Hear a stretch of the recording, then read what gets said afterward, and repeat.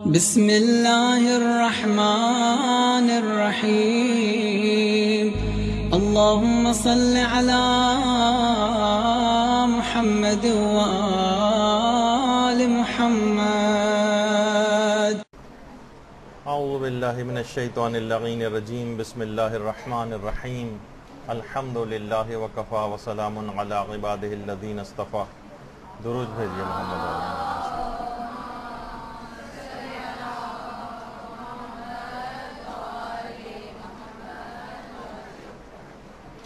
ماہ رمضان میں جو تقوی حاصل ہوتا ہے وہ ہم دیکھتے ہیں کہ پورے سال میں رمضان کے فوراً بعد ہی ضائع ہونے لگتا ہے، یہاں تک کہ ہم بالکل تہی دامہ تقوی سے ہو کر رہ جاتے ہیں. کیسے اس تقوی کو بچائیں، اس موضوع پر ہماری گفتگو جاری تھی اور تھوڑا سا اس کا ایک حصہ رہ گیا تھا جسے آج مکمل کرنا ہے. اس کے بعد تو آپ لوگوں کا امتحان ہے، اس کو دینا ہے اپنی. تو پچھلی بار مختلف اعمال بیان ہوئے تھے کہ کون کون سی چیزیں آپ کو کرنا ہے. علی الخصوص آج کل کے دور میں جس طریقے سے ظالم محبان اہل بیت کے پیچھے لگے ہوئے ہیں، اس کے حوالے سے بھی آپ لوگوں کو اعمال بتائے گئے تھے اور یقیناً آپ لوگوں نے کرنا شروع کر دیے ہوں گے جبھی کچھ بہتری حالات کے اندر محسوس ہو رہی ہے. اور بہت سے علماء یہ بات بھی کہتے ہیں، شاید کہ کچھ روایات میں بھی یہ بات آئی ہے کہ بعض اوقات کسی ایک شخص کی دعا بھی پوری قوم اور ملت کے لیے کافی ہو جاتی. تو ہر شخص اپنی ذمہ داری اس لحاظ سے محسوس کرے دعا کرنے کے حوالے سے. نہ جانے کس کی دعا پروردگار عالم قبول کر لے اور ان مصیبتوں کے سائے جو منڈلا رہے ہیں یہ کم ہو جائیں بلکہ مکمل طور پر ختم ہو جائیں شیعت پر سے. تو اتنے سارے اعمال بیان ہو رہے ہوتے ہیں تو لوگ فوراً دماغ میں آتا ہے کہ بھئی یہ کون اتنے سارے اعمال کو کرے گا. تو دیکھیے، اہم بات یہ ہے کہ ہم لوگوں نے رمضان کو اور عام جو ایک طور طریقہ ایک مومن کا بن کر رہ گیا ہے وہ یہ ہے کہ ایک عیش پرستی اور آرام پرستی ہم کو چاہیے، حتیٰ کہ رمضان میں بھی. دیکھیے، رمضان صرف سوتے رہنے اور افطاری کے انتظار کا نام نہیں، جیسے کہ عام طور پر سمجھا جاتا ہے کہ بس انسان جلد سے جلد اپنے گھر آئے اور اس کے بعد آ کر سو جائے، افطار کا انتظار کرتا رہے، پھر افطار کے بعد اوور ایٹنگ کر کے انڈا غفیل ہو کر جو ہے پڑا رہے اپنے بستر پہ اور غنودہ رہے. یہ اسلام اس کو پسند نہیں کرتا. رمضان بہت کچھ کمانے کا، بہت زیادہ اس میں محنت آپ کو کرنا ہے. یہ صرف اور صرف آرام اور عیش پرستی کا مہینہ نہیں. دیکھیے، عیش پرستی سے مراد کیا ہوتی کہ انسان لذتوں میں، آرام اور آسائش میں اس کا ایسا دل دادہ ہو جائے کہ اس کے حصول کے لیے اپنی تمام توانائیوں کو خرچ کر دے اور پھر اس کے بعد نیکیوں کو انجام دینے کا اس کے پاس وقت نہ رہے، یا اپنی انفرادی اور اجتماعی ذمہ داریوں کی ادائیگی کے لیے نہ تو اس کے پاس پیسہ رہے، نہ اس کے پاس وقت رہے اور نہ ہی طاقت اور توانائی رہے. اس کو عیش پرستی کہا جاتا ہے. آپ نے اپنا سب کچھ تو جھونک دیا عیش پرستی کے اندر، سہولیات کے حصول کے اندر. اب آپ کے پاس، ورنہ کوئی شخص یہ کہہ سکتا ہے کہ بھائی کیا یہ سب چیزیں حاصل کرنا حرام ہے؟ کیا ہم کہیں گے حرام نہیں، لیکن اصل میں انسان جب سہل پسند عیش پرست ہو جاتا ہے تو اپنی تمام توانائیوں کا حصول، تمام پیسہ، تمام ہمتیں، تمام طاقتیں اسی کے اوپر لگا دیتا ہے. اب نیکیاں کرنے کا یا تو اس کے پاس وقت نہیں بچتا، یا پیسہ نہیں بچتا، یا طاقت و توانائی نہیں بچتی. اس کے معنی کہ آپ نے عیش پرستی کے اندر اپنے آپ کو لگا دیا. دیکھیے، پیغمبر اسلام کے کتنے صحابی تھے، ہمارے ختم مرتبت صلی اللہ علیہ وآلہ وسلم.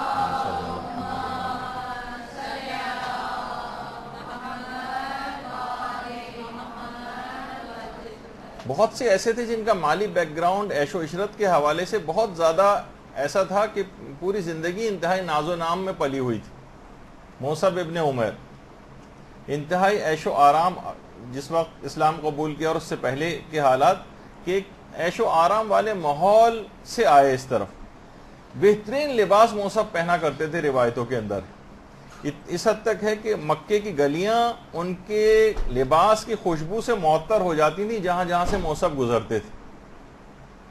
اور جب یہی واقعتاً پیغمبر اسلام کی ایسی تربیت ہوئی کہ عیش پرستی کی زندگی کو چھوڑا، تو یہاں ایسی تربیت ہو گئی کہ جس وقت جو واقعہ ملتا ہے ان کی شہادت کا بھی، کہ جب جنگ ہو رہی تھی تو موصب کا ہاتھ آدھا کٹ کے لٹک گیا تھا.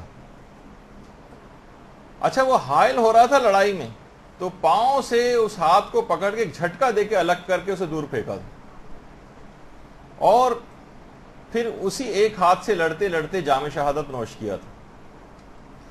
تو یعنی آدمی عیش و عشرت کی زندگی کو چھوڑ کر بھی تھوڑا سا اگر اپنے نفس کے اوپر جبر کر لے تو وہ بہتری کی طرف آ سکتا ہے. اور اسلام روزہ رکھوا کر یہی عیش پرستی کو ذرا کم کرنے کے لحاظ سے کہ کھانا بھی کم کر دو، اپنی تمام چیزوں کے اوپر کنٹرول کرو، اور اس تمام چیزیں جو ہیں اس کی طرف راغب کرتا ہے کہ تاکہ انسان ذرا عیش پرستی کی زندگی کو چھوڑے، کیونکہ یہ بہت نقصانات ہیں اس زندگی کے. دیکھیے اس میں نقصان کیا ہے کہ جتنا آپ عیش پرست اور سہل پسند، آرام پسند ہوتی جائیں گی، اتنا ہی فانی چیزوں سے آپ کا دل لگتا چلا جائے گا، اتنا ہی اطاعت خدا کا شوق آپ میں کم ہونے لگے گا، اتنی ہی آپ میں سستی غالب آتی چلی جائے گی. معمولی زحمت کو بھی آپ بہت بڑا سمجھیں گی. ذرا گرمی ہو جائے فوراً انسان جو ہے وہ ہمت چھوڑ بیٹھتا ہے، ذرا سی تھکاوٹ ہو جائے، ذرا سی بارش ہو جائے، بہت ہی پست ارادہ. آج دیکھیں کہ اکثر کا آج روزہ ہوگا جبھی تعداد جو ہے وہ کم نظر آ رہی ہے خواتین کی یہاں پر. یعنی یہ اسی کو کی ایک ریفلیکشن ہے یہ جو کہ ہمیں عمومی زندگی میں نظر آتی ہے کہ ذرا سی بھی اگر معمولی سی بھی کسی تھوڑی سی اوپر نیچے معمولات زندگی میں کوئی کمی بیشی ہو جائے، یہ گرمی ہو جائے، بارش ہو جائے، اور کوئی ہلکا پھلکی سی بھی چیز آ جائے تو فوراً ہم ہاتھ پاؤں چھوڑ بیٹھتے ہیں اور اپنے تمام دینی ارادوں اور پروگرامز کو خیر آباد کہہ دیتے ہیں. انسان پست ارادہ ہو جاتا ہے عیش پرستی کی طبیعت سے، محنت سے جی چرانے لگتا ہے.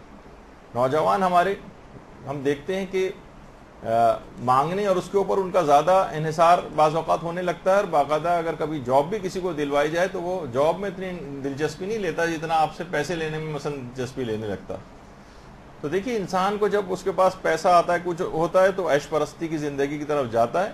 کلا ان الانسان لیطغی ان رآہ استغنی، یعنی وہ جب اپنے آپ کو بے نیاز پاتا ہے تو پھر وہ سرکشی کی طرف اس کا دماغ جانے لگتا ہے. یعنی یہ پرتعیش اور جو زندگی ہے یہ اس کو اس طرف لے جاتی ہے، طغیان کی طرف اور سرکشی کی طرف. حتیٰ کہ پرتعیش زندگی اصل میں بے سکونی بھی پیدا کرتی. مثلا اب اس کے دل میں لمبے لمبے مثلا سیر و تفریح کے پروگرام ہوں گے، اور جب اس سیر و تفریح کے پروگرام یا وہ اپنی عیش کی زندگی کو وہ نہیں حاصل کر پاتا تو افسوس کرتا ہے. دینی امور میں اپنے یعنی جو واجبات ہیں ان کو بھی قضا کرتا ہے، گناہوں کا بوجھ اس کے اوپر جو ہے بڑھتا چلا جاتا ہے. اور یہ بات یاد رکھ لیجئے کہ عیش پرستی صرف مال و دولت سے مربوط چیز بھی نہیں ہے. غریب آدمی بھی عیش پرست ہو سکتا ہے، وہ بھی آرام پسند، سہل پسند، کاہل ہو سکتا ہے. مالدار اشخاص کی جو شاہ خرچیاں ہیں اور فضول خرچیاں ہیں وہ تو پھر بھی گوارا ہو سکتی ہیں کہ بھئی یہ تو مالدار آدمی. سمجھ میں نہیں آتا کہ غریب اور متوسط طبقے کے افراد جو ہیں وہ اتنی شاہ خرچیاں کیسے کر رہے ہیں، وہ اتنی عیش پرستی کے اندر کیسے چلے گئے.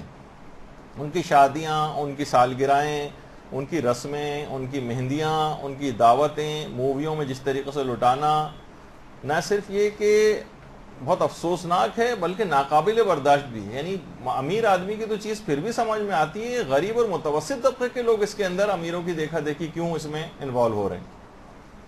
حتیٰ کہ سودی قرضے لیے جا رہے ہیں اور کریڈٹ کارڈ سے قرضے لیے جا رہے ہیں اور بیسیاں ڈال ڈال کر عیش پرستی والی جو شادیوں کی تقریبات اور وہ ہیں وہ کی جا رہی ہیں. ایک ہی وقت میں مثلا مہندی کی کوئی تقریب ہوگی تو سارے ایک ہی طرح کا پیلے رنگ کا لباس لڑکے بھی پہنیں گے اور لڑکیاں فلاں طریقے کا لباس بنوائیں گی. یہ سب کیا ہو رہا ہے؟ ایک ہی طرح کے سب کے مثلا غرارے اور شرارے ہوں گے اور فلاں. اس رجحان کو آپ لوگوں کو ختم کرنا ہے. یہ بہت دنیا کہاں جا رہی ہے، دشمن آپ کے پیچھے کس طریقے سے جو ہے پھاڑ کھانے والے درندوں کی طرح سے آپ پہ حملہ آور ہیں، اور یہ سب جو ہے بکریوں کی طرح سے اس طرح جگالی بکریاں کرتی پھر رہی ہوتی ہیں. اس طرح سے مومنین کی حالت ہو گئی. کچھ پتہ ہی نہیں کہ کہاں ہو رہا ہے، کہ کیا حالات کہاں جا رہے ہیں، اور اس زندگی کے اندر انسان پڑا رہے. تو بہرحال دیکھیے یہ بات یاد رکھ لیجئے کہ اس کے بالکل اپوزٹ جو ہے اس عیش پرستی کی زندگی کو جب آپ ترک کریں گی تو اس کا مطلب ہے آپ کو محنت کرنا پڑے گی.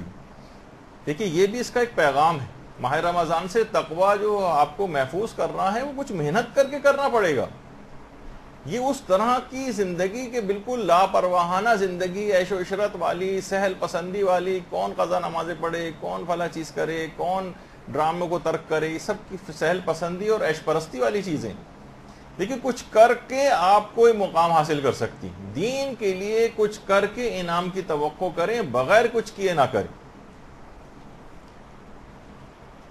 آیت اللہ عبد الحسین امینی جن کے متعلق اکثر و بیشتر ذکر ہوتا رہتا ہے، صاحب الغدیر، ان کے متعلق معلوم ہے نا کہ 40 سال تک علامہ امینی نے مسلسل محنت کر کے 17 گھنٹے کی روزانہ کی محنت 40 سال تک کی ہے اور کتاب الغدیر لکھی تھی، اور جس میں 10,000 کتابیں اول صفحے سے آخر صفحے تک پڑھی تھیں اور تقریباً 1 لاکھ کتابوں سے اوورال استفادہ کیا تھا.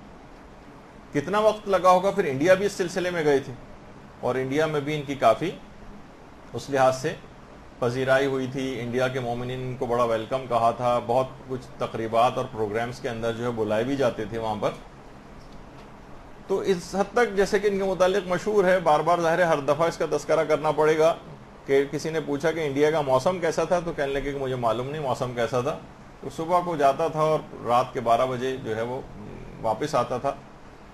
تو اتنی زیادہ محنت کے بعد اس مقام کو حاصل کیا کہ ان کے اپنے بیٹے ڈاکٹر ہادی امینی، جن کا پچھلی مرتبہ میں نے تذکرہ کیا تھا، وہ کہہ رہے تھے کہ جب یہ بیمار ہوئے تھے اور پھر اس بیماری کے عالم میں ہی ان کا انتقال ہو گیا تھا ان کے والد کا، تو کہہ رہے میں نے جو ہے خواب میں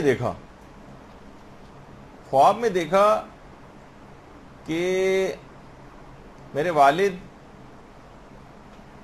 حوض کوثر کے کنارے پر ہیں اور امیر المومنین علیہ الصلوۃ والسلام بھی وہاں پر.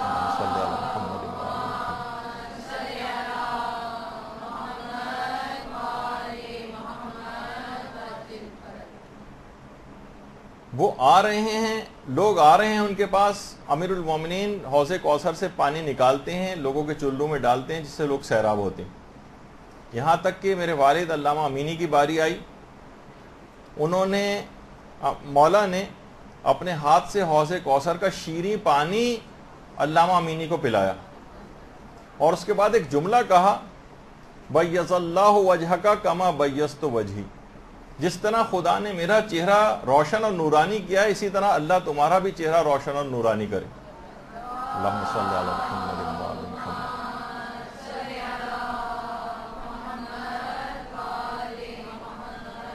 دیکھیے کوئی مقام کو حاصل کرنے کے لیے کوئی کام کرنا پڑتا ہے، کوئی خدمت کرنی پڑتی ہے، دین کے اندر اپنا حصہ ڈالنا پڑتا ہے.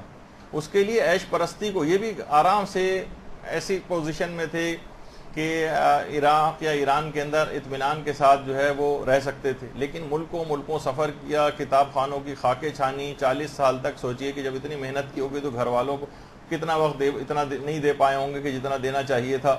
ایک عام جو ہمارے دماغ میں جو خیال آتا ہے، لیکن اس کے بعد کتنے بڑے مقام کو حاصل کیا. اس محنت سے زندگی وہی تھی جو ہم آپ کو حاصل ہوتی. اسی طرح سے دیکھیے کچھ کر کے کسی مقام کو حاصل کیا جاتا ہے، یہ بات ہو رہی تھی. ملا خلیل قزوینی یہ فرماتے تھے، ہمارے عالم تھے، یعنی ضبط نفس اور گناہوں سے اس قدر ملکہ پیدا ہو گیا تھا دوری کا کہ بہت سی پھر چیزوں کا صدور ان سے ہونے لگتا ہے، بہت سی کرامتوں کا ظہور ہونے لگتا ہے.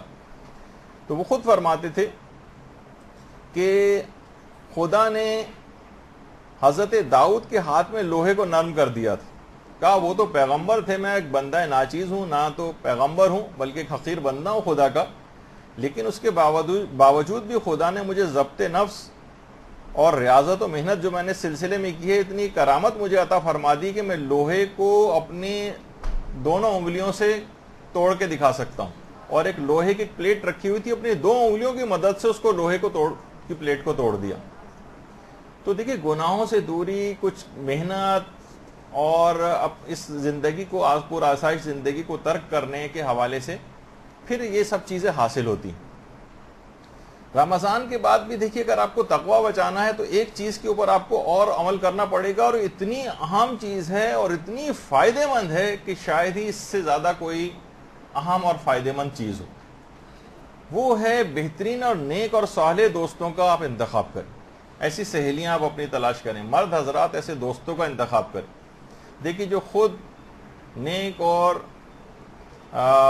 دیندار اگر ہو تو اس کو بھی ایسے دوستوں کی تلاش کرنی چاہیے، اور جس کے ایسے نہیں ہیں، جس میں کوئی کمی پائی جاتی ہے، اسے تو بدرجہ اولا چاہیے کہ ایسے دوستوں کو ڈھونڈے، تلاش کرے، کیونکہ دیکھیں یہ انسان اپنے دوستوں ہی سے دیکھ کر اس کی شناخت ہوتی، انسان اپنے دوست کے دین پر ہوتا ہے۔ بہت سی روایتوں کے اندر یہ بات بھی آئی۔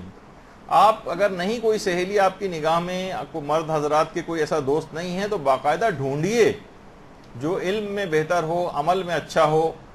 ایسی خواتین آپ دیکھیے، اسے ہر قیمت اگر کوئی آپ کو مل جائے، چاہے آپ سے عمر میں زیادہ ہی کیوں نہ ہو، چاہے آپ سے عمر میں کم ہی کیوں نہ ہو، آپ اسے دوست بنانے کے مشن کے اوپر لگ جائیے۔ خواہ آپ کو تحفے تحائف دینے پڑے، خواہ آپ کو اس کو اپنے گھر بلانا پڑے، خود اس کے گھر جائیں، اس کے کچھ کام آئیں، پھر خود جب وہ اچھی آپ کی سہیلی اور دوست بن جائے تو پھر اس کے بعد اپنے گھر والوں کے لیے، اپنے بچوں، رشتہ داروں اور دیگر مومنین کے لیے آپ مل بیٹھ کے پلان کر سکتے ہیں کہ معاشرے کو کیسے تبدیل کرنا ہے، اپنے آپ کو کیسے تبدیل کرنا ہے، اپنے گھر والوں کو کیسے تبدیل کرنا ہے، اپنے بچوں کو کیسے تبدیل کرنا ہے۔ اور یہ تمام چیزیں ایسی ہیں کہ یہ مرد حضرات ہیں جیسے باقاعدہ ایسے علماء کی مجالست بہت ضروری ہے کہ یہ علماء کے پاس جائیں، علماء کو اپنے گھر بلائیں، ان کی دعوت کریں، گھر میں بیٹھ کے ڈسکشنز ان سے کریں۔ یہ تمام چیزیں یعنی اتنا زیادہ آپ کے اندر فرق ڈالے گی یہ چیز بنسبت اس کے کہ آپ گھر پہ انفرادی اعمال کریں، دعائیں پڑھنی ہیں، نمازیں پڑھنی ہیں، انفرادی اعمال، لیکن دوست آپ کی کچھ نہ کچھ ایسی گڑبڑ ہیں یا عام دنیا دار ہیں، چلیں اتنی گناہ گار نہیں ہیں لیکن دنیا دار ہیں، آپ سے بیٹھتی ہیں تو فقط دنیا کی باتیں، کپڑوں کی باتیں، زیور کی باتیں، مرد ہے تو صرف سیاست کی باتیں، ادھر ادھر کی باتیں کر کے چلے جاتے ہیں، اور آپس میں دین کے لحاظ سے بات نہیں کرتے، تعلیمات کے حوالے سے بات نہیں کرتے، اپنے آپ کو تزکیہ نفس کے حوالے سے بات نہیں کرتے، تو یہ سب لوگ بیکار ہیں، ان سے دوستی کو فائدہ نہیں بلکہ نقصان۔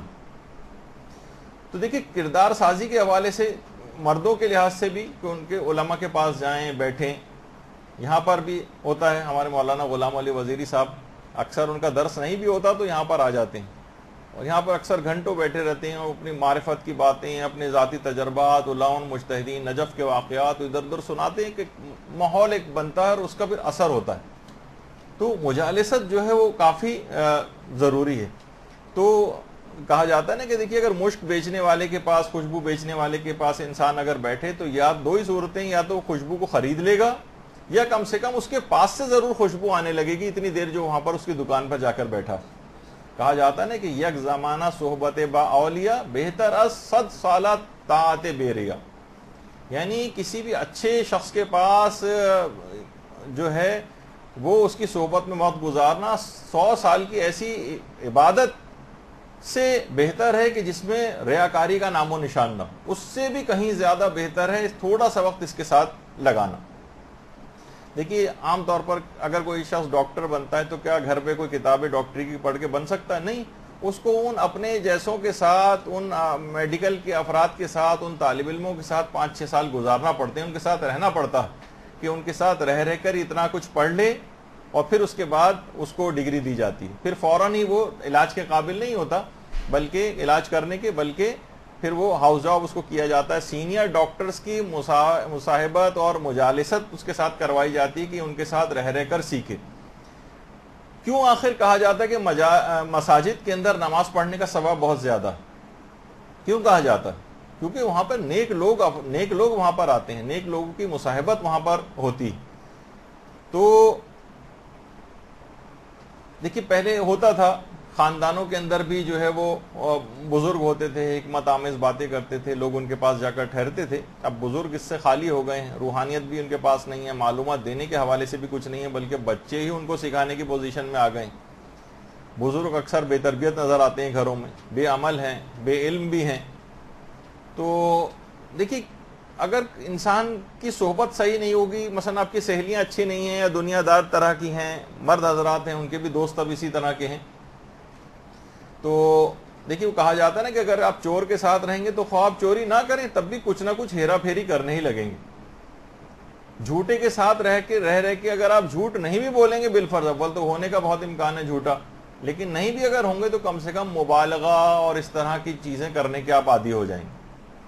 نیک افراد کے ساتھ رہنے کے بہت زیادہ فائدے ہیں. آپ کسی بھی قیمت پر آپ اپنی ایسی سہیلیاں جو ہے کوشش کر کے ڈھونڈ کر بنائیں، پھر ان کے ساتھ اسی سلسلے میں تزکیہ نفس کے حوالے سے بات کریں، ان کے ساتھ مسلسل اٹیچ رہیں.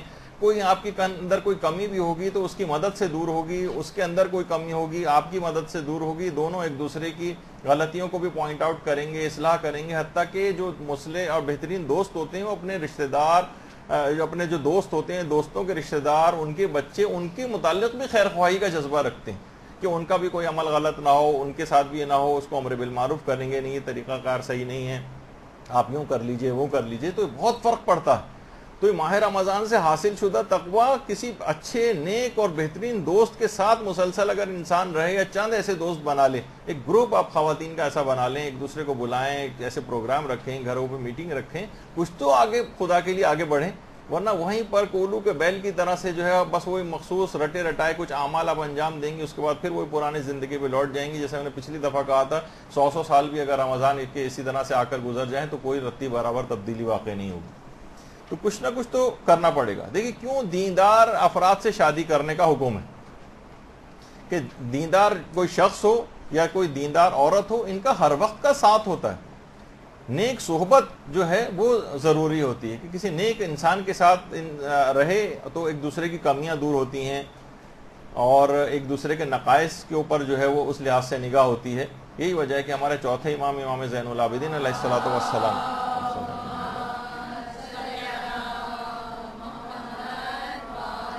فرماتے تھے کہ نیک لوگوں کی مجالست اور جو صحبت ہے یہ یعنی مفہوم روایت کا کہ یہ اصلاح کی طرف جو ہے وہ لے جاتی.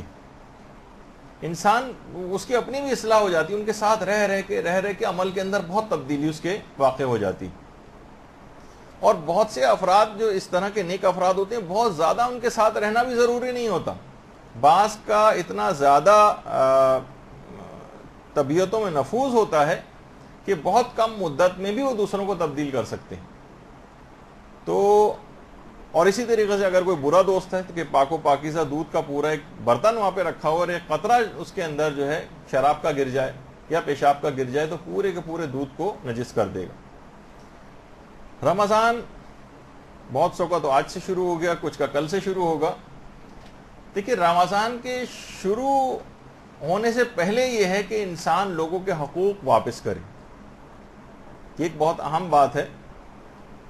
کچھ خصوصیت کے ساتھ کچھ چیزوں کی آپ کو عادت ڈالنی. لوگ چیزیں لے کے رکھ لیتے ہیں، قرضے واپس نہیں کرتے ہیں، لوگوں کے حقوق آپ کے ذمے پر ہوتے ہیں. یہ بات یاد رکھ لیجئے کہ آیت اللہ علی آقا قاضی فرماتے تھے کہ کسی شخص کا ایک حق بھی اگر آپ کی گردن پر ہے تو وہ روحانیت کے ایک باب کو بند کر دے گا. ایک حق بھی اگر آپ کی گردن کے اوپر کسی کا ہے، کسی کا کوئی پیسہ آپ نے واپس نہیں کیا، کوئی کتاب واپس نہیں کی، کوئی سامان لے کر آئے واپس نہیں کیا، قرضہ واپس نہیں کیا، کوئی بھی ایسی چیز کہ جو آپ نے کسی کا کوئی نقصان کیا ہے، کوئی حق آپ کی گردن پر ہے، جتنے حق گردن پر ہوں گے وہ روحانیت کے اتنے باب بند کرتے چلے جائیں گے. روحانیت کے جتنے باب بند ہوں گے اتنا ہی تقوی کے اندر کمی واقع ہوگی اور رمضان سے حاصل شدہ تقوی وہ محفوظ نہیں رکھ پائیں گے آپ، کیونکہ اکثر و بیشتر تو دروازے آپ نے بند کر دی. تو دیکھیے تمام لوگوں کے جو اموال ہیں نا وہ سب خدا ہی کے مال ہیں، اللہ نے استعمال کرنے کے لیے لوگوں کے ہاتھ میں دی. اللہ کے مال کو دبا کر آپ کیسے جو ہے وہ اس کو راضی کر سکتی ہیں؟ اور خدا نے اپنی رضا کو لوگوں کی رضا میں بھی قرار دیا. یہ کیسے ممکن ہے کہ اس کے بندے آپ سے راضی نہ ہوں، ان کی چیزیں آپ نے واپس نہیں کرتی ہوں اور پروردگار آپ سے راضی ہو جائے؟ یہ ممکن نہیں. رسالت الحقوق جو چوتھے امام کا باقاعدہ ان کے اقوال پہ مشتمل رسالہ ہے، وہ آپ جا کر پڑھیں کہ اس میں حقوق جس انداز سے جو ہے وہ بتائے گئے. تو اس ماہ رمضان کے اندر ایک سٹیپ فارورڈ ہونے کے لیے ایک چیز آپ اور بھی ہے کہ کسی ایک ناراض رشتہ دار کو آپ راضی کریں، تعلقات آپ کے بحال ہو جائیں گے. یقین کیجئے کوئی مشکل کام نہیں ہے، صرف بیچ میں اپنی کچھ انانیت آڑے آئی ہوئی ہوتی ہے جس کی وجہ سے تعلقات خراب ہوتے ہیں. صرف ایک یا دو فون کال پر آپ کے تعلقات بہتر ہو جائیں گے، ایک کھانے کی یا افطار کی دعوت سے تعلقات بہتر ہو جائیں گے، ایک معمولی سے تحفے پر بھی آپ کے حالات بہتر ہو جائیں گے. اتنی معمولی سی انویسٹمنٹ کر کے. ایک صاحب بتا رہے تھے کہ ان کے آفس کا جس جگہ آفس تھا وہاں پر جو چوکیدار تھا وہ ان صاحب کے پیون کو جو ہے جو سامان لاتا لے جاتا تھا اس کی سائیکل کھڑی ہونے نہیں دیتا تھا وہ. تو اس نے کیا کیا کہ روزانہ جو سموسے آفس والوں کے لیے لاتا تھا وہ ایک سموسہ اس چوکیدار کے ذمے کر دیتا تھا. یقین جانی کہ اس سے پہلے کتنی ہی بار وہ ریکویسٹ کر چکا تھا مجھے سائیکل کھڑی کرنے دو، لیکن وہ نہیں کھڑی کرنے دیتا تھا. چوتھے سموسے پر اس نے اجازت دے دی. تو بعض اوقات بہت کم کام کر کے آپ لوگوں کو راضی کر سکتے ہیں. بہت سے بزرگ ایسے ہیں، بہویں ایسی ہیں کہ آپ بہت چھوٹی چیز اگر کریں گی تو آپ کی ساس آپ سے راضی ہو جائیں گی. معمولی سے ان سے فون کال پہ آپ راضی ہو سکتی ہیں. کسی آتے جاتے آپ کو ان سے صرف اجازت لے لیں کہ میں فلاں جگہ پہ جا رہی ہوں، ان کو اطلاع کر دیں. کبھی کبھار بوڑھے افراد ہیں، عام طور پر ساتھ جانا بھی ہر وقت پسند نہیں کرتے ہیں، لیکن آپ ان سے کہتے ہیں کہ آپ ہمارے ساتھ چلیں. ہو سکتا ہے کہ 3 4 5 مہینے میں ایک دفعہ کبھی آپ کے ساتھ چلی جائیں تو ساتھ لے جائیں. زبردستی بھی تھوڑا بہت ان کے ساتھ کر لیں. بہت کم آپ کو کرنا پڑے گا، اس کے ریٹرن میں آپ کو بہت کچھ ملے گا. ہم یہ دیکھتے ہیں ہم وہ بہت معمولی اور چھوٹی چھوٹی چیزیں کرنے پر تیار نہیں ہوتے. تو ایسا کوئی ناراض رشتہ دار ہے تو اس رمضان کے اندر خاص طور پر رد مظالم کے اندر ایک لحاظ سے یہ چیز آ سکتی ہے. چاہے وہ آپ اس کی کوئی دعوت کر دیں، کوئی تحفہ اس کو دے دیں، کسی بھی طور پر کوئی کتاب تحفے میں دے دیں. البتہ یہ ضرور ہے کہ بات یاد رکھیے گا ہماری یہ والی کتاب آئینہ مت دیجیے گا اس کو تحفے میں، کیونکہ اس کے اندر یہی بیان کیا گیا کہ کیا میں ذلیل ہوں، کمینہ ہوں اور فلاں ہوں. اس میں کچھ علامات بتائی گئی ہیں. تو آپ یہ کتاب جب کسی کو تحفے میں کوئی دیتا ہے تو سوچتا ہے کہ اچھا مجھے یہ سب چیزیں سمجھتا ہے کہ اپنا چیک کرو تمہارے اندر یہ چیزیں. خیر، تو ایک اس سلسلے میں ایک اور بھی چیز ہے، ایک نماز رد مظالم بھی کہلاتی ہے. 4 رکعت کی نماز ہے جو 2 سلاموں کے ساتھ پڑھی جاتی ہے. یعنی اس کو روایات کے اندر یہ بات آئی ہے کہ پڑھنے جو اس کو پڑھے گا تو پروردگار عالم اس کے مطالبہ کرنے والوں کو پروردگار میدان قیامت میں راضی کر لے گا، خواہ ان کی مقدار اور یا تعداد صحرا کے ریت کے ذروں کے برابر ہی کیوں نہ ہو.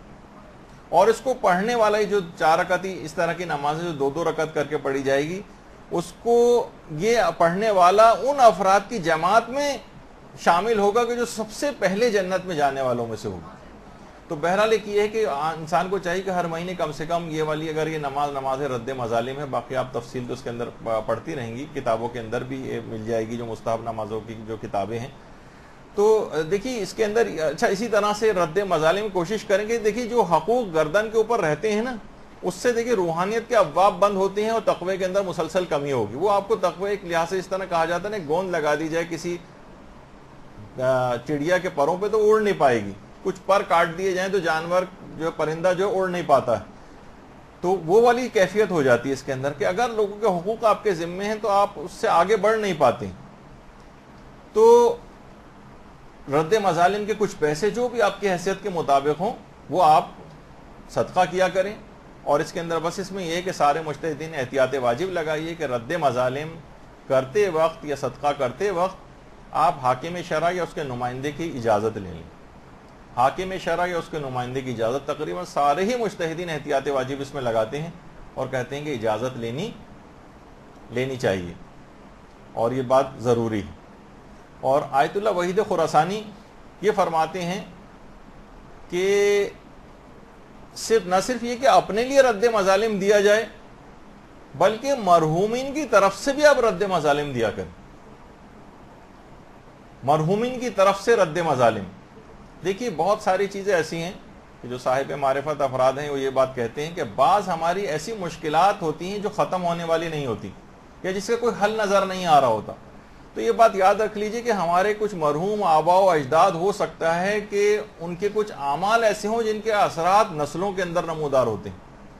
کچھ ان سے ایسی غلطیاں ہو گئیں دیکھیے ہیروشیما و ناگاساکی کے اوپر بم گرایا تھا تو اس کے بعد اب تک نسلوں کے اندر بہت سے افراد معذور پیدا ہوتے ہیں، یعنی اس کے اثرات نسلوں کے اندر چاہے ان کا قصور بھی نہ ہو. اب کہیں گے بھئی ان لوگوں کا جو بعد میں پیدا ہونے والے ہیں ان کا کیا قصور ہے؟ تو پتہ چلا کہ کچھ اور افراد نے یہ کام کیا تھا جس کی وجہ سے ان کو یہ بھگتنا پڑ رہا. ٹھیک ہے، ان کو جو آخرت ہے اس کے اندر اجر دیا جائے گا. تو کچھ ایسی مشکلات ہوتی ہیں جس سے ہم نکل نہیں پا رہے ہوتے، بار بار کچھ ختم نہیں ہو رہی ہوتی مصیبتیں. تو کچھ آباء و اجداد کی کچھ ایسی غلطیاں آپ ان کی طرف سے بھی صدقہ دیا کریں، آپ ان کی طرف سے بھی رد مظالم نکالا کریں تاکہ ان کا وہ گناہ معاف ہو جائے اور آپ تک پہنچنے والے اس کے جو آثار ہیں تکالیف کے وہ بھی ختم ہو سکیں. یہ بہت اہم بات ہے کہ جس کو دماغ کے اندر رکھنا چاہیے. تو یہاں تک علماء فرماتے ہیں کہ جس کی طرف لوگوں کا عام طور پر دماغ نہیں جاتا کہ رد مظالم کی اپنی جائیداد میں سے 1/3 حصے میں سے وصیت بھی کر کے جائیں رد مظالم میں کچھ دینے کی. انسان کو اپنی جائیداد میں سے 1/3 کا اختیار ہوتا ہے کہ وہ کسی بھی کام میں وصیت اس کی کر سکتا ہے. اپنی زندگی میں تو جتنا چاہے خرچ کر سکتا ہے، لیکن اگر آپ وصیت لکھ کے جا رہی ہیں تو 1/3 میں سے آپ یہ وصیت کر کے جائیں کہ اتنا پیسہ رد مظالم میں نکالا جائے. یہ بہت اہم ہے. اور یہ بھی دماغ میں بات رہنی چاہیے کہ ابھی جو اس سے پہلے ذکر کیا تھا کہ حاکم شرع کی اجازت ضروری ہوتی، تو اب آپ کہیں گے کہ بہت سے رد مظالم تو ہم بغیر ان کی اجازت کے دے چکے ہیں. تو آپ اب بھی ان دیے گئے رد مظالم کی اجازت لے سکتے ہیں کہ میں نے جو آپ کسی بھی مجتہد کے وکیل کے پاس جائیے اور اس سے کہیے کہ ہم نے جو اس سے پہلے رد مظالم دیے ہیں اس طرح سے بغیر آپ کی اجازت کے اس کی اب اجازت دے دیں. تو اب آپ اجازت لے کے اس پچھلے دیے گئے رد مظالم کو ٹھیک کر سکتی ہیں. اچھا، دوسری بات ہے کہ غریب ہی کو دینا ہوتا ہے رد مظالم. اس میں مختلف پروجیکٹس ہیں، مسجد میں، مدرسے میں، اور اس طرح کی چیزوں کے اندر نہیں دے سکتے، غریبی کے ہاتھ میں جانا چاہیے. اور سید کو بھی رد مظالم دیا جا سکتا ہے، غیر سید کو بھی رد مظالم دے سکتا ہے. تو اس حد تک ہے یہ رد مظالم کا معاملہ کہ آیت اللہ سید دست غیب شیرازی ان کی پوری کتاب مظالم کے اوپر آپ ضرور لے کے اس کو پڑھیں. کتاب تو نہیں، ان کی تقاریر کا مجموعہ ہے مظالم. کہ انسان بہت سی چیزیں آپ سوچ بھی نہیں سکتی کہ یہ آپ دوسروں کے اوپر ظلم کر دیتی ہیں اور ان سب کے اثرات ہوتے ہیں آپ کی زندگی پر، اور اسی کے اعتبار سے تقویٰ کم ہوتا ہے. جتنے حقوق لوگوں کے گردن پہ ہوں گے اتنا ہی روحانیت کے ابواب بند ہوں گے، اتنا ہی تقوی کے اندر کمی ہوگی. اب تو رمضان اور یہ سب کچھ بھی آپ نیکیاں حاصل کرتی جا رہی ہیں لیکن روحانی طور پر بڑھ نہیں پائیں گے آگے. تو ان ذرائع سے کہ ان تمام لوگوں کے حقوق بھی اتاریے اپنی گردن سے تاکہ وہ روحانیت کے جو ابواب بند ہیں وہ آپ کے لیے کھل جائیں. اور یہ بھی کہا کہ روایتوں میں آیا، دست غیب نے بھی لکھا کہ جتنے مظالم بڑھیں گے پل صراط کی تاریکی اتنی بڑھتی چلی جائے گی. اور پھر ایک موقع ایسا آئے گا کہ پل صراط انتہائی بال سے زیادہ باریک اور تلوار کی دھار سے بھی زیادہ تیز. اس کی کچھ تشریحات الگ بھی ہیں، لیکن بہرحال یہ کہ انسان کو یہ جتنے سوچیے آپ کہ جتنے مظالم بڑھیں گے اتنے پل صراط کے اوپر تاریکی بڑھتی چلی جائے گی. یہاں تک کہ سید دست غیب نے لکھا کہ کچھ روایت میں یہ بھی ہے کہ انسان اپنے پاؤں کے انگوٹھے تک کو نہیں دیکھ سکے گا، اتنی تاریکی ہوگی وہاں. تو اس جگہ، اس تاریک جگہ پر، اس جگہ پہ کیسے چلے گا؟ بہرحال اس کی کچھ تعبیرات اور بھی ہیں اس کو قطع نظر کرتے ہوئے اس سے. تو بہت ساری دیکھیے چیزیں ایسی ہیں جو امانتاً بھی آپ کے پاس ہوتی ہیں. امانت کا معاملہ بھی دیکھیے اتنا سنگین ہے کہ اس کو استعمال نہیں کر سکتے. بہت سے لوگ گھر میں رکھی ہوئی ہے، اپنے پاس حفاظت سے رکھی ہوئی، لیکن خود بھی اس کو استعمال کرنے لگتے ہیں. نہیں، نہ اس کو خراب کر سکتے ہیں امانت کو، حتیٰ کہ اس امانت کو مزید اچھا بھی نہیں کر سکتے. مثلا کسی نے کوئی کتاب آپ کو دی امانتاً کی، اپنے پاس رکھ لیں. آپ نے کہا کہ یہ ایسی لگ رہی ہے، ایسا کرتا ہوں میں اس کے اوپر جلد چڑھوا دیتا ہوں. نہیں، یہ بھی نہیں کر سکتے. یا تو صرف اس صورت میں ہو سکتا ہے کہ جب 100% مالک راضی، آپ کو پتا ہے کہ مالک راضی ہوگا اس عمل سے، تو ایک الگ بات. ورنہ اس کو نہ خراب کر سکتے ہیں نہ اچھا کر سکتے ہیں. جائز نہیں، حرام ہے آپ کے لیے. اسی طرح سے اگر کوئی امانت رکھواتا ہے تو آپ اس کے ضامن ہو جاتے ہیں. یعنی اگر آپ نے کوتاہی کی تو آپ ضامن. مثلا آپ نے کسی نے کتاب رکھوائی، آپ نے ایسی میز پہ جا کے ڈال دی، یا کسی ایسی جگہ کہ جہاں بچے آئیں گے پھاڑ دیں گے، کوئی ایسی چیز ہے کہ جو بہت آرام سے گر کے ٹوٹ سکتی ہے، آپ نے لاپرواہی میں وہاں رکھ دی، تو آپ ضامن ہیں، آپ کو اس کا ضمان دینا پڑ سکتا ہے. آپ کہیں گے بھائی میرا تو کوئی قصور نہیں. تو اسی طریقے سے مائیں ہیں، کتنے میں وہ بتا رہا ہوں کہ چیزیں ایسی ہیں کہ جو مظالم، لوگوں کے حقوق ہماری گردنوں کے اوپر آ جاتی ہیں، ہمیں احساس بھی نہیں ہوتا کہاں کہاں حق آ رہا. مثلا مائیں اپنے بچوں کو مارتی ہیں. بچوں کو مارنے کا مسئلہ کتنا زیادہ آپ کو پتا ہے کہ ٹیڑھا ہے. ولی کی اجازت وغیرہ کی ماں کو کیونکہ اجازت نہیں ہے، صرف ولی کو اجازت ہے، جو باپ یا دادا ہیں وہ بھی بچے کی مصلحت ہو تو اس طرح سے مار سکتے ہیں کہ دیت واجب نہ ہونے پائے. تو ماں جس طریقے سے مار رہی ہے اور نشانات بچے کے گال پہ اور جسم کے اوپر پڑ رہے ہیں تو یا تو معافی مانگنی پڑے گی بلوغ کے بعد، یا مثلا دیت کو ولی سے معاف کروانا پڑے گا، یا بچے بالغ ہو گئے تو ان سے معاف کروانا پڑے گا. اسی طرح سے کوئی نقصان کیا ہے کسی کا تو اس کا ہمیں زیمان ادا کرنا. یہ نہیں کہ ہاں 20 سال پہلے ہم نے فلاں کسی کا نقصان کر دیا تھا، نہیں، اب بھی آپ کی ذمہ داری کیا، یا تو اب اس کو ڈھونڈ تک اس تک وہ چیز پہنچائیں یا اس سے معاف کروائیں یا مثلا رد مظالم وغیرہ نکالیں.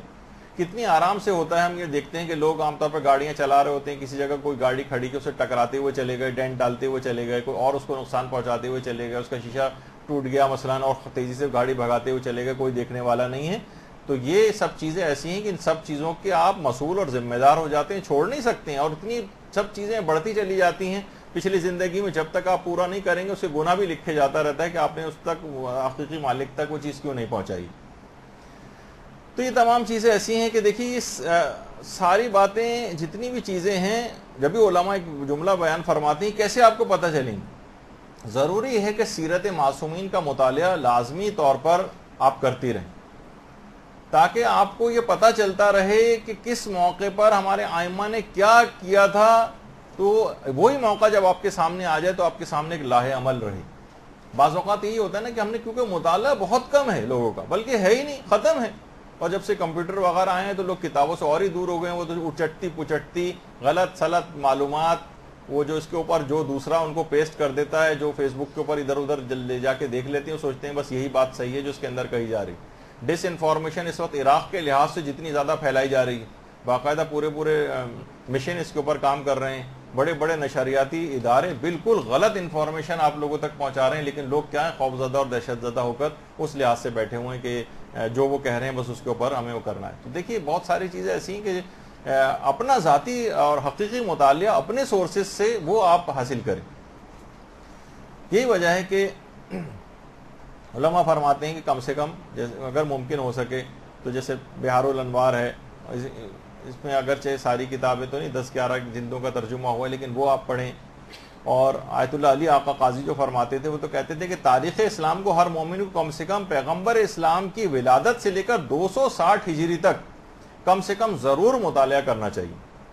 آپ سیرت معصومین ہیں ان کی کتابیں وغیرہ خریدیں. مختصر ابتدائی طور پر تو نقوش عصمت وغیرہ جو کہ نسبتاً مختصر بھی ہے، وہ آپ لے کے علامہ ذیشان اظہر جوادی کی پڑھنا شروع کر رہے ہیں تو بہت ساری چیزوں کو آپ سے واقفیت ہوگی. ان کی سیرت، پھر احسن المقال ہے اور اس طرح کی اور کتابیں ہیں، اور بہار ہے. یہ آپ اپنا مطالعہ بڑھیں گے تو آپ جب سیرت کا مطالعہ کریں گے تو آپ کو پتہ چلے گا کہ مثلا رشتہ دار گھر پہ لڑنے کے لیے آ جائے تو چوتھے امام کا کیا طریقہ کار تھا، آپ کو یاد آ جائے گا. فلاں موقع پر امام نے کیا کیا تھا، فلاں موقع پہ کسی نے کوئی تکلیف پہنچائی تھی تو امام نے کیا کیا تھا. ہر موقع کے لیے آپ کو امام کا وہ واقعہ سیرت کا پہلو یاد آ جائے گا اور آپ اس کو کریکشن کر دیں گے. یہ بہت اہم بات ہے. اسی طریقے سے روزانہ آپ کی ذمہ داریوں میں سے ایک ہے کہ کم سے کم 10 فقہی مسئلے تو علی الخصوص اس رمضان سے ہی آپ اس کی عادت ڈالیں. آپ کی ایک سائڈ ٹیبل ہونی چاہیے، جسے میں نے پہلے بھی کہا تھا، ایک چھوٹا ایک ٹیبل لیمپ وہاں پر ہونا چاہیے تاکہ دیگر لوگوں کی نیند ڈسٹرب نہ ہو. اور آپ سونے سے پہلے لازمی وہاں پر چند ایک کتابیں، ایک چھوٹا قرآن کہ آپ ایک صفحہ اس کا پڑھ لیں، 5-7 منٹ میں وہ صفحہ پڑھ لیا جائے گا. توضیح المسائل یا اس طرح کی کوئی اور کتاب مسائل کی وہ آپ اٹھا کر پڑھ لیں کہ روزانہ 10 اگر مسئلے بھی سونے سے پہلے پڑھ لیں گے، کتنی 5 منٹ کے اندر پڑھے جائیں گے 10 مسئلے. تو اتنا بھی انسان اگر اتنا سہل پسند اور عائش پرست ہو جائے کہ وہ روزانہ کی اپنی اس طرح کی معلومات بھی حاصل نہ کر سکے تو پھر پوری زندگی جہالت کے ساتھ گزارے گا، اور آخرت میں جب جائے گا تو اسے پتہ چلے گا کہ میں کتنا مجھے نقصان ہو گیا. دیکھیے مسائل فقہ سے واقفیت یوں بھی بہت ضروری ہے کہ زیادہ ان افراد کے اوپر ہوتا ہے. یعنی باقاعدہ مجھے تو بڑا ذاتی طور پر بڑا افسوس ہوتا ہے، کتنے بزرگ ایسے ہیں کہ جو اپنی قضا نمازیں پڑھ رہے ہیں اور 20-20 30-30 سال کی قضا نمازیں پڑھ چکے ہیں، لیکن مسائل فقہ سے جہالت کی وجہ سے وہ پڑھی جانے والی اب نمازیں وہ بھی باطل، کیونکہ وضو صحیح نہیں، کیونکہ نمازوں کی کچھ ایسی غلطی ہیں جس سے نماز باطل ہو جاتی. تو اپنی جہالت کی وجہ سے انسان اتنی محنت بھی کرتا ہے، اضافی محنتیں کرتا ہے، لیکن پھر بھی اس سے رہ جاتا ہے. تو اپنے عمل کو ٹھیک کرنا یہ بہت ضروری ہوتا ہے. قبولیت کا مرحلہ اس کے بعد آتا ہے. ایک عالم نے، بہرحال وہ شیعہ عالم دین تو نہیں تھے، غیر شیعہ عالم دین تھے، خود ان کا میں کسی جگہ پڑھ رہا تھا، کیا کہنے لگے کہ لوگوں کی جہالت، یعنی مطالعہ نہیں، حج پہ بھی جاتے ہیں تو ذرا سا بھی کچھ پڑھ کے نہیں جاتے. کہہ رہے ہیں میں مینا کے میدان میں موجود تھا اور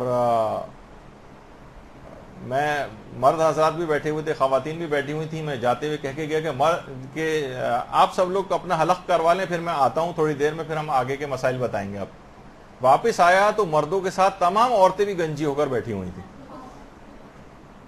تو ان کا کہنا یہ تھا کہ آج سے 20-30 سال پہلے کا کوئی وہ واقعہ بتا رہے تھے کسی اپنے کاروان کا۔ تو اگر انسان واقعی اس کا پورا عمل بھی جو ہے وہ ضائع ہو جاتا ہے اپنی جہالت کی وجہ سے۔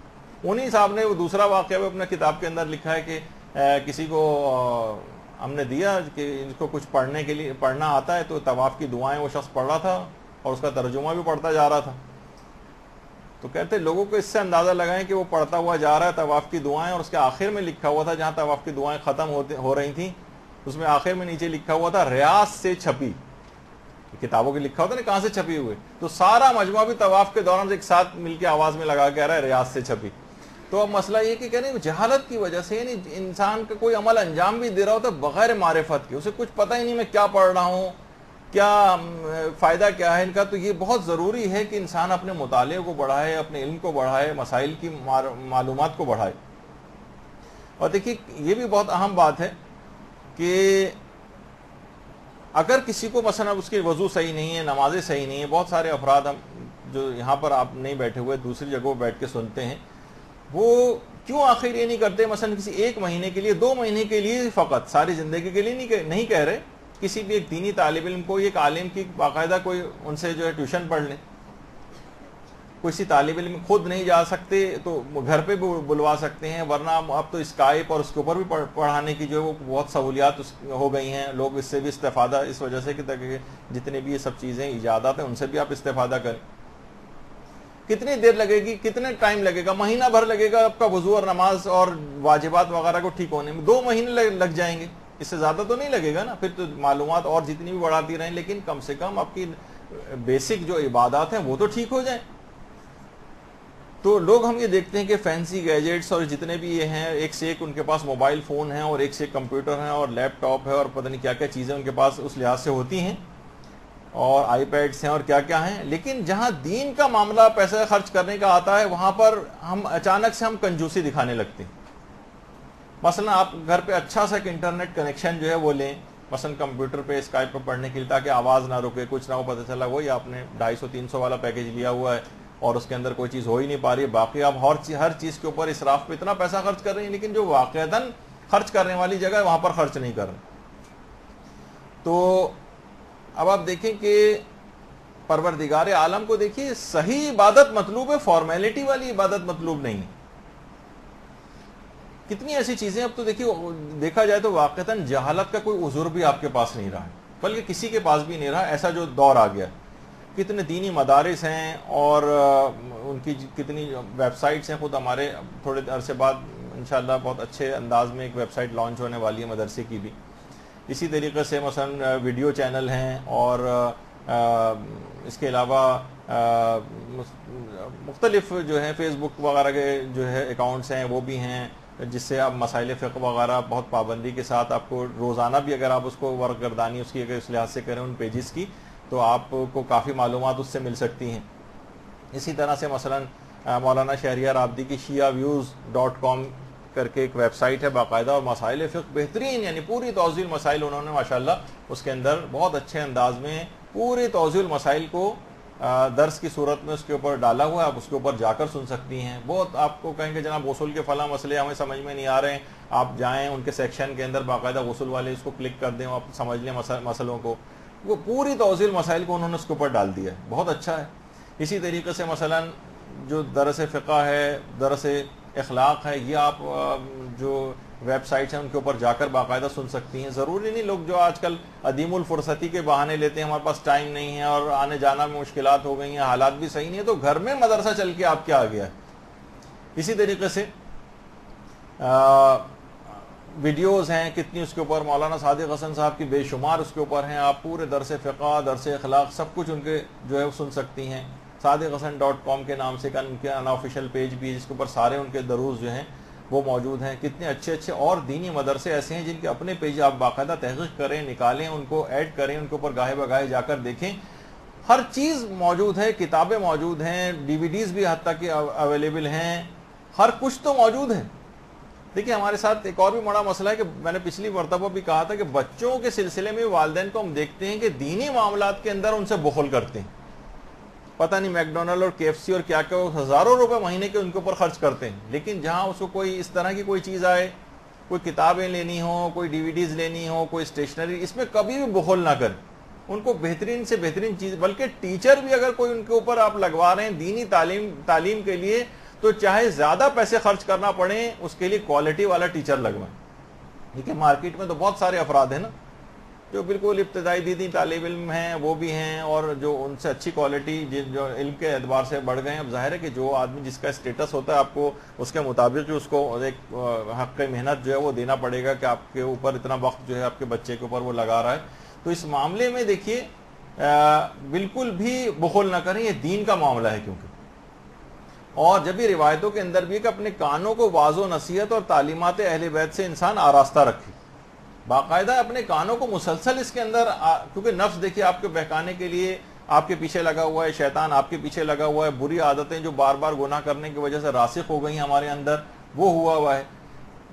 تو اس میں یہ تو نہیں ہوتا نا جیسے اور بیماریاں ہوتی ہیں، بلڈ پریشر کسی کو ہو گیا تو کیا ممکن ہے کہ صرف فقط ایک گولی صرف جو ہے وہ کھائے اور اس کا جو ہے وہ بلڈ پریشر ٹھیک ہو جائے؟ تو ایسا نہیں ہوتا۔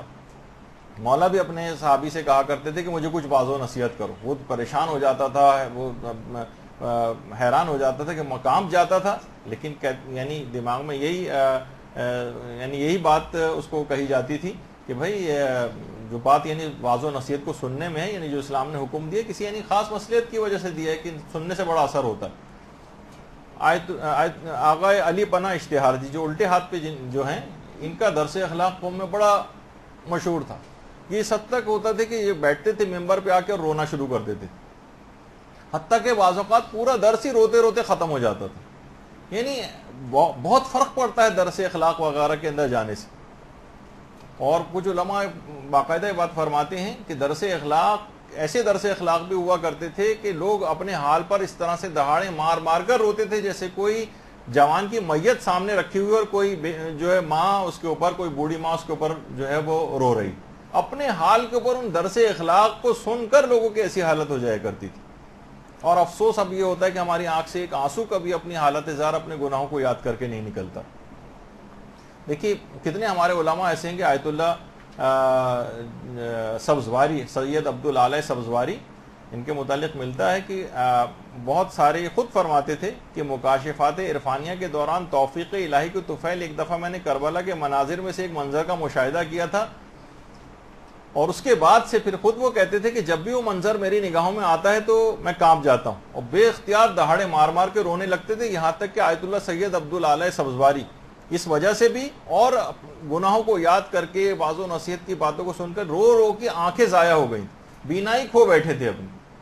تو دیکھیے یہ سب چیزیں اس انداز سے ہوتی ہیں کہ لیکن ہم ہیں کہ ہم عیش پرستی اور یہ سب چیزوں کے اندر جو ہے وہ لگے ہوئے ہیں۔ تو یہی بات ابھی ہو رہی تھی کہ گھر میں دینداری کے فروغ کے لیے آپ کو چاہیے کہ اگر کسی شخص کے لیے ممکن ہو تو مال کو خرچ کرے۔ دیکھیے اگر ہم واقعتاً دیکھیں تو پچھلی مرتبہ بھی بات آئی تھی کہ بچوں کے لحاظ سے اسکولوں کی کتنی فیسیں ان کی ہوتی ہیں، اور اس کے علاوہ کالج یونیورسٹی وغیرہ کی کتنی فیسیں ہیں، اور کتابوں کی کتنی ہیں، اور ٹیوشنز کی کتنی ہیں، اور لانا لے جانا، اور پیٹرول اور ڈرائیور اور وقت اور اپنی نیندیں خراب کرنا، مائیں کس طرح سے اٹھتی ہیں، تیار ہوتی ہیں، ناشتے بناتی ہیں، کتنا پیسہ اس کے اندر پورا انوالو اور محنتیں انوالو ہوتی ہیں۔ لیکن اخلاقی اور روحانی اور دینی تربیت کے لیے والدین کتنی محنت کرتے ہیں آپ یہ بتائیے، اور یا کتنا پیسہ خرچ کرتے ہیں اس کے مقابلے میں۔ ہم یہ نہیں کہہ رہے کہ جتنا پیسہ اس پہ خرچ کرتے ہیں اتنا اس پہ بھی کریں، لیکن اگر کر بھی دیں تو کوئی ایسی بات نہیں کہ آپ کوالٹی والے ان کے لیے ٹیچرز رکھوائیں۔ آپ ظاہر ہے 500 روپے مہینہ پڑھانے اور جو گھر پہ ہر مہینے آپ کے آ رہا ہے 1000 روپے آپ اس کو دے رہے ہیں، تو وہ کیا کوالٹی والی آپ کو تعلیم جو ہے اس لحاظ سے دے گا۔ جن افراد کے لیے ممکن ہے پیسے کو خرچ کرنا، وہ ان جگہوں ان چیزوں کے اوپر باقاعدہ کوالٹی ایجوکیشن دین کی بھی دلوائیں ان کو، چاہے اس کے لیے کچھ مال ہی کیوں نہ خرچ کرنا پڑے۔ اور اس لحاظ سے اخلاقیات کے دروس دیکھیے بہت ضروری ہیں۔ قانون کی کتاب پڑھنے سے کوئی بھی شخص قانون کے اوپر عمل پیرا ہونے کا جذبہ اس کو نہیں ہوتا، لیکن درس اخلاق ایسے ہیں کہ واقعتاً یعنی کہ اگر کچھ کوشش کریں کہ یا تو درس اخلاق اپنے گھر میں آپ منعقد کریں، گھر میں نہیں کر سکتے یا مومنین آپس میں ایک دوسرے کے دن مقرر کرنے کہ کبھی کسی کے گھر ہو کبھی کسی کے گھر ہو یہ ہو سکے، یا کسی قریبی مسجد میں کوئی ایسا انتظام کریں، یا اگر کسی اور کے یہاں ہو رہا ہے تو اپنے گھر والوں کو ان جگہوں کے اوپر لے کر جائیں، جس حد تک بھی ممکن ہو ان گھر والوں کو سنوائیں، اس سلسلے میں کوئی نہ کوئی کام ضرور کریں، ورنہ گھر والے بھی کبھی ٹھیک ہو کر نہیں دیں گے۔ مسلسل ایک بیماری کی دوا کی طرح سے کہ بلڈ پریشر یا شوگر کا جو مرض اگر کسی کو ہو جاتا ہے تو وہ مسلسل اس کو دوا روزانہ کی بنیاد پر کھانی ہوتی ہے، تو واعظ و نصیحت بھی روزانہ کی آپ کی نیڈ ہے۔ تقوی پرہیزگاری جو رمضان سے حاصل ہوگی یہ اسی وقت محفوظ رہ سکے گی کہ جب باقاعدہ آپ پورے سال اس طرح سے اپنے آپ کو واعظ و نصیحت کو سننے پہ لگا کے رکھیں گے۔ اگر جہاں وقفے اس کے اندر آئیں گے اور بڑے بڑے وقفے آنے لگیں گے، وہیں آپ کا سارا رمضان سے حاصل کیا گیا تقوی ضائع ہو جائے گا۔ یہی وجہ ہے کہ اچھا اس میں اس کا بھی کوئی دخل نہیں، آپ سوچیں کہ بہت بڑا کوئی اجتماع وہاں پر ہو، نہیں، دو دو تین تین چار چار خواتین، کتنے کراچی کے ایسے علاقے ہیں جو میں ذاتی طور پر واقف ہوں کہ جہاں پر خواتین کے درس جو ہے وہ چل رہے ہیں، جس میں 5 7 8 خواتین ہوتی ہیں، لیکن وہ ساری دلچسپی کے ساتھ سننے والی ہیں، تو درس کامیابی کے ساتھ اب تک جاری تھی۔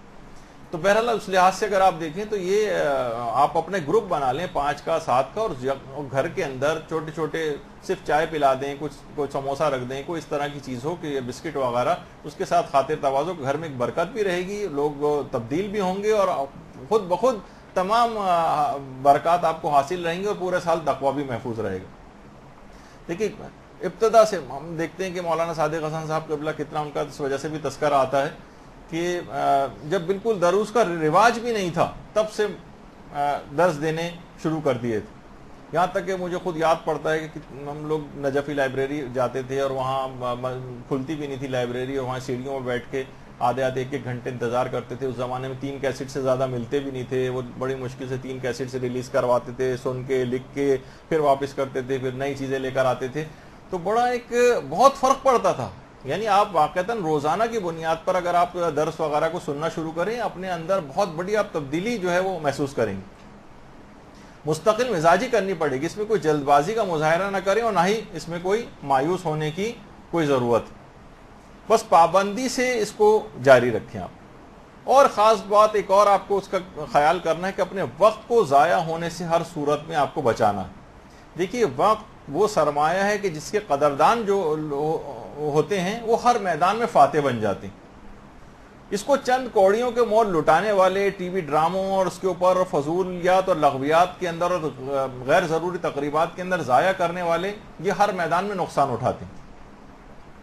کہا جاتا ہے کہ وقت کا ضیاع جو ہے وہ موت سے بھی بدتر ہے۔ دیکھیے موت تو صرف اہل دنیا سے انسان کو کاٹتی ہے نا، جبکہ وقت کا ضیاع آپ کو آخرت کے کاموں سے کاٹ دیتا ہے، اور ہمیشہ ہمیشہ کی جو آپ کی زندگی ہے اس کے اندر خرابیاں پیدا کر دیتا ہے۔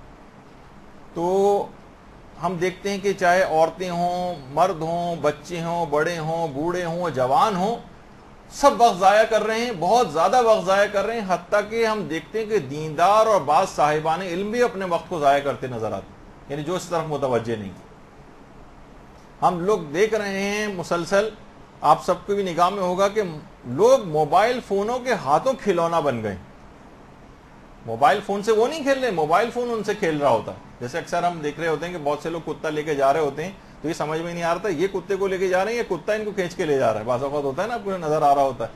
تو اسی طریقے سے بس ہر وقت میسیجنگ ہو رہی ہے اور ٹیکسٹنگ ہو رہی ہے، اور وقت مسلسل برف کی طرح سے پگھلتا چلا جا رہا ہے، یہ ڈرین ہو رہا ہے۔ اور جیسے کہ ابھی ہم نے کہا کہ رمضان سے سوتے رہنے اور افطاری کے انتظار کا نام نہیں۔ خواتین جو ہیں وہ آپ وہ دیکھیں کہ بے تحاشا وقت اپنے ضائع کر رہی ہیں، ٹاک شوز دیکھ رہی ہیں اور مارننگ شوز دیکھ رہی ہیں، اور خریداری اور درزی اور بیوٹی پارلر اور ڈرامے اور رسالے اور سونے پہ سہاگا کوکنگ شوز کے جو پروگرام اب آنے لگے ہیں گھنٹوں کے، وہ اس کے اندر اپنے وقت کو لگانا۔ تو دیکھیے اسلام کا حسن کہا جاتا ہے کہ لا یعنی باتوں کو وہ ترک کرے۔ جیسے آپ دیکھتی ہیں نا کہ جب کوئی تاجر ہوتا ہے، کوئی دکاندار ہوتا ہے، جب دھندے کا ٹائم ہوتا ہے اس وقت اگر کوئی دوست اس سے ملنے کے لیے آ جائے تو اس وقت وہ بات بھی نہیں کرے گا اس سے، اس وقت اس کو اٹھنا بیٹھنا اور گپے لگانا یہ اس کے لیے ناقابل برداشت ہوتا ہے، اپنا نقصان نظر آ رہا ہے، میرے دھندے کا ٹائم ہے۔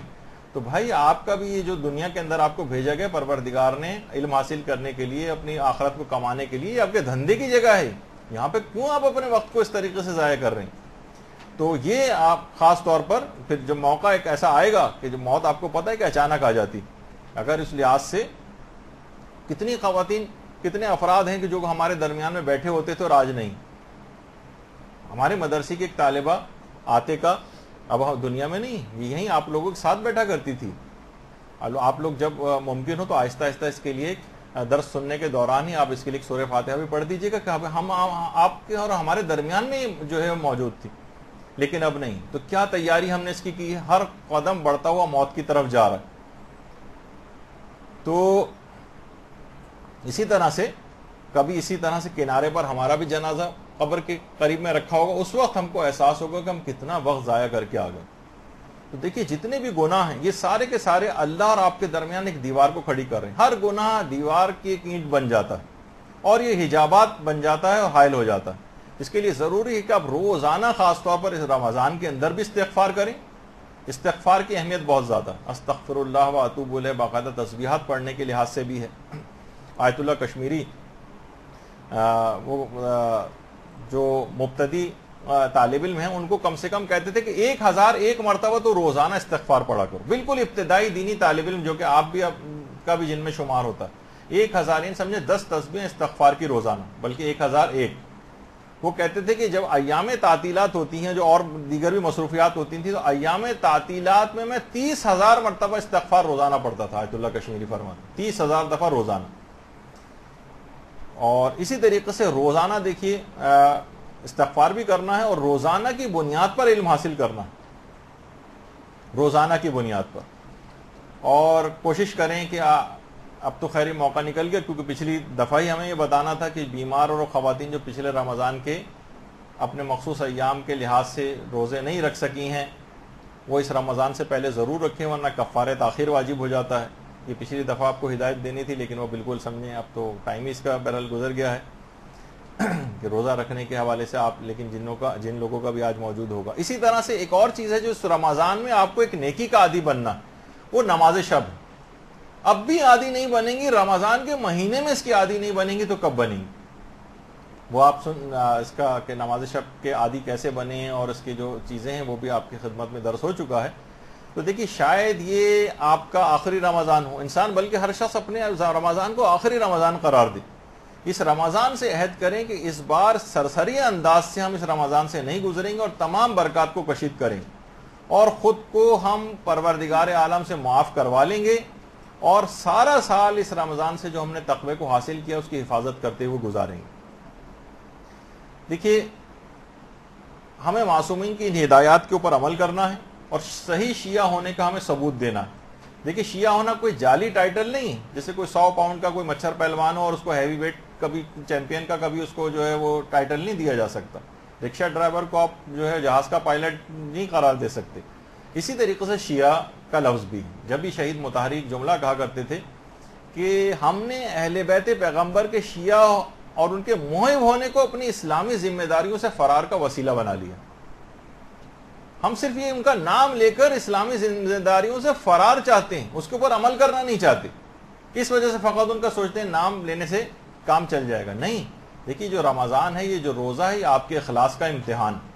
دیکھیے امتحان ہوتا ہے تو اس کی تیاری بھی ہوتی ہے، امتحان ہوتا ہے تو اس کا نتیجہ بھی ہوتا ہے، اس میں پاس بھی ہوتے ہیں، اس میں فیل بھی ہوتے ہیں، اس میں پوزیشنز بھی لی جاتی ہیں. امتحان ہمیشہ آگے بڑھانے کے لیے لیا جاتا ہے، پیچھے دھکیلنے کے لیے نہیں لیا جاتا. خدا نہ کرے کہ ہم ان روزے داروں میں سے ہوں جن کے متعلق امیر المومنین فرماتے ہیں، درود بھیجیے اللہم صلی علی محمد،